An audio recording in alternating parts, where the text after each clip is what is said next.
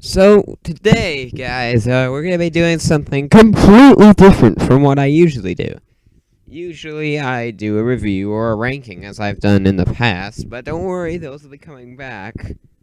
Those are going to be definitely coming back. There is a review coming up this Friday of Pink Floyd Animals, so hope you enjoy that one. But today, I'm going to be doing what my favorite albums are of 1965, because this is where the LP years started. You know, they had Beatles, of course, starting it all, because the Beatles are the Beatles. The Beatles are the Beatles. What do you know?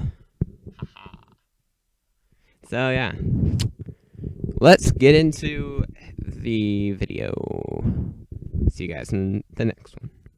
So our first honorable mention I'd like to give is to my 8th album. I wouldn't put this above any of the other 7, but I do really enjoy listening to this album. It's the Zombies' self-titled album, The Zombies. I mean, this album cover really isn't the best. But besides that, I really enjoy this album. It's more of the British invasion, as the Zombies are a British band, but the Zombies are a band that's been around since 1962 and are still playing today. Of course, they've had lineup changes and stuff like that, because there's no way that the band would still be together after all those days.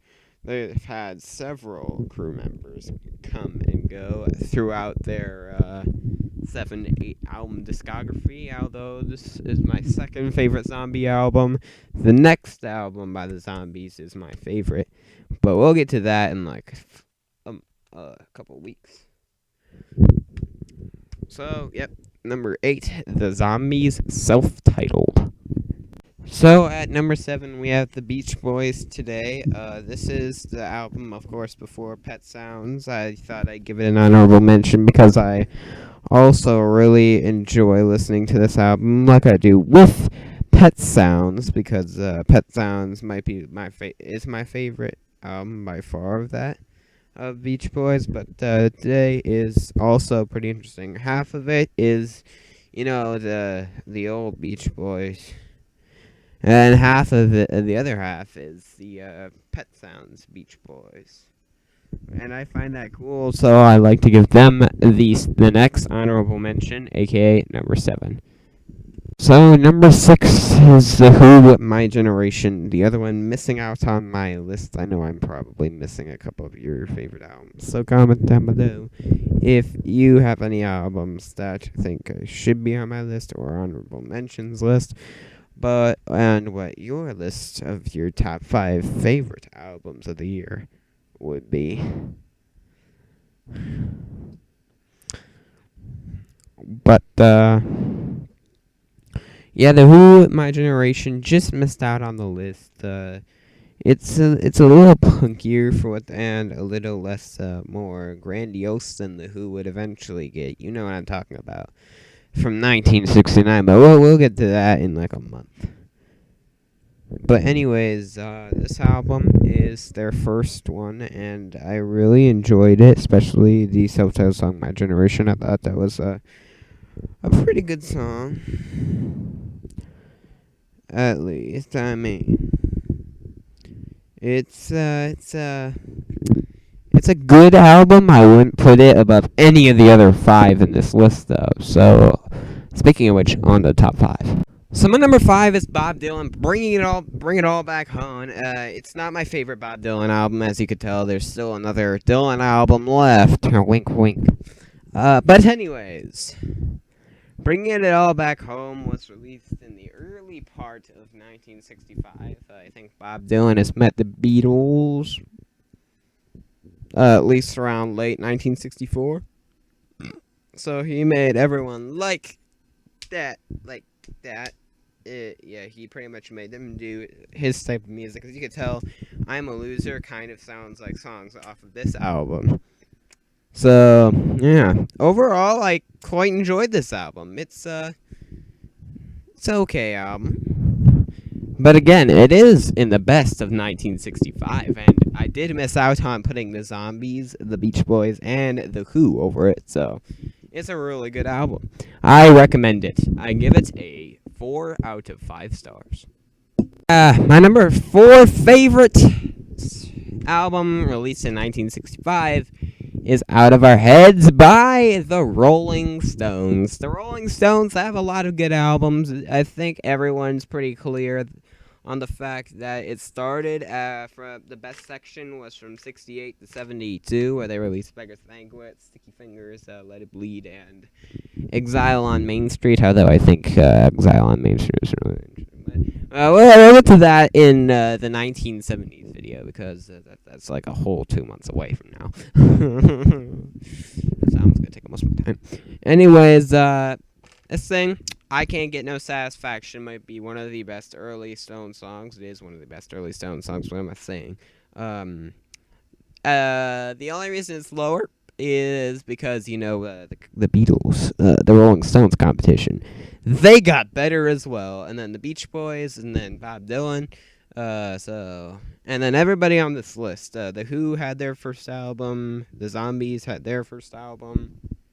So 1965 was overall a pretty great year for music. On to number 3.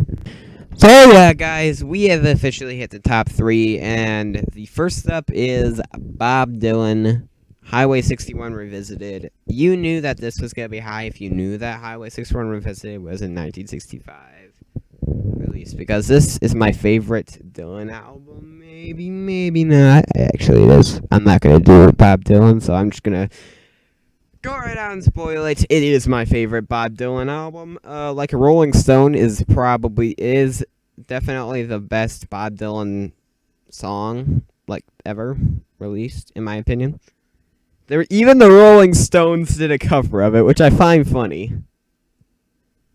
I find it really funny, actually.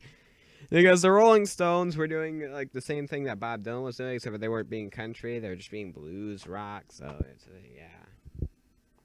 Highway 61 Revisited is a classic and will always be a classic in my mind. It will always be my favorite Bob Dylan album. Don't hold me up to that, though, because, it's like, maybe next year I might start a Bob Dylan album ranking and then stop it, because it's going to take, like, a whole other year to do that, and I don't have a whole 2 years to waste doing Bob Dylan, so if I'm not really the biggest fan of his work. I'm telling you now, only a couple other Bob Dylan albums are going to make this list ever out of his, like, 50 studio albums. Only, like, 5 of them even make a list, and here takes 2 of the spots, so, yeah. Highway 61 Revisited, number 3. Let's go to number 2, which you should already know what they are, but anyways, let's go in number 2. So, you should already know what my top 2 are. If you're literally a rock fan, this is pretty much every rock fan's top, like, 2 list, even the top 3 list. Everyone likes Bob Dylan's, everyone loves Highway 61 Revisited, except for, like, it's like the bottom 5 on my list there. Going to be the most controversial here. Starting with Help, it's either there's 2 Beatles albums, and I guess Help was just the weakest one out of the 2, so, this was released after they met Bob Dylan and released Beatles for Sale, and then they also filmed a movie with it. You could tell that they were getting, they got a little antsy before doing the album and the movie, because you see more psychedelic tracks than on Beatles for Sale. I mean, there's not like a straight up psychedelic track until the next album, but yeah. By the way, I'm telling you that there's probably like there's probably over 100 solo Beatle albums, and out of all of them, probably around a little over 10 are gonna make my list. I'm just telling you now. There are some good ones, but the other ones I honestly could care less about. So, Help, I mean, you got the classics, you got Help, you got Ticket to Ride, you got Yesterday, you got To Hide Your Love Away. Yesterday I'm not really a big fan of, because I've heard it way, way, way too much. Other songs that I like every song on here. I Need You is pretty, George Harrison nailed his 2 songs. I Need You and You Like Me Too Much. Tell Me What You See brings back awesome harmonies. I've Just Seen a Face is probably known as the most underrated song off this album. Act Naturally is the most country song on this album, and I quite enjoy it, actually. I think the hits are some of my least favorites, like You've Got to Hide Your Love Away and Yesterday, and Dizzy Miss Lizzy. You can't forget about that. Yeah, Dizzy Miss Lizzy's no one's favorite. It's Only Love I Love, even though John Lennon hates it because he says the lyrics were bad, but I enjoy it. It's probably the most psychedelic track on here. And then, I think we're missing it just The Night Before and Another Girl, and I put those 2 together because they're both like the McCartney songs. I mean, I kind of put them together in my mind as well. I like them too. They have decent guitar licks, and on Another Girl in the movie, Paul did something very, very not considered good in it because he accidentally, messed up playing fake guitar on some girl. Yeah, I'm not gonna talk about that. But anyways, number 2 is Help, which means you all know what number 1 is. Let's just get to it.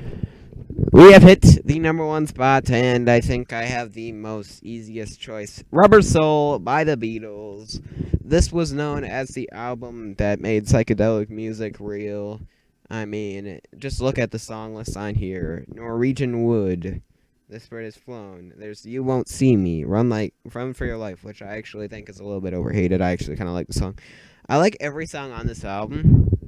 But if I were to choose a least favorite, it'd be Girl. Very cringy. In My Life is my favorite. Besides Think for Yourself. That song is like George Harrison is again on fire as he gives us Think for Yourself and If I Needed Someone. So he's been on fire. I mean, he only wrote 1 song before Help, and then he wrote 4 songs in 1965. The 4 songs he wrote in 1965 are fantastic. So they should have let him write on Beatles for Sale, to be honest. His song was pretty weak on there. So, yeah. Rubber Soul. There's also the You Won't See Me and I'm Looking Through You pair, which people always pair together because, again, they're about the same thing. Paul McCartney is really mad at Jane Asher because she's apparently wants to go out and be a theater star because she just turned 20. Then we have Michelle, which is a Spanish song, and then we have another country song Ringo sings in 1965. We have it's called What Goes On. It's usually known as the weakest song on the album besides Run for Your Life. But I like that song as well. It's a really good song. And then one of my this song used to be Wait used to be my favorite, but the more I listen to it, the more I realize I just like the song. I don't really love the song. It's I mean, it's still good, but and even great.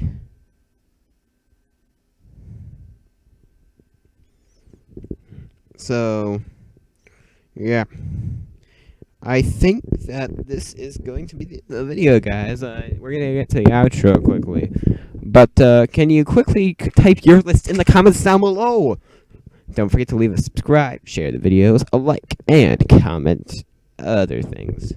Do other bands that you think I should do after I'm done with the Pink Floyd discography. I mean, I'm open to ideas.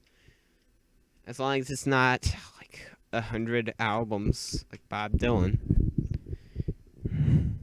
So, let's get to the conclusion quickly. So, thank you guys for watching this video. Tell me what you think in the comments down below. And, so, here's the schedule.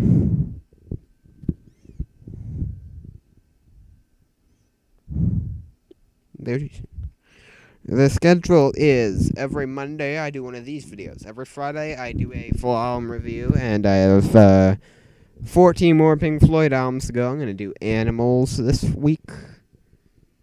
So, that's going to be awesome. Then, what I got planned is, on every Wednesday on this channel, we do a live stream on, music-related stuff for music-related vlogs. So, yeah. See you guys in the next video! Actually, the live stream.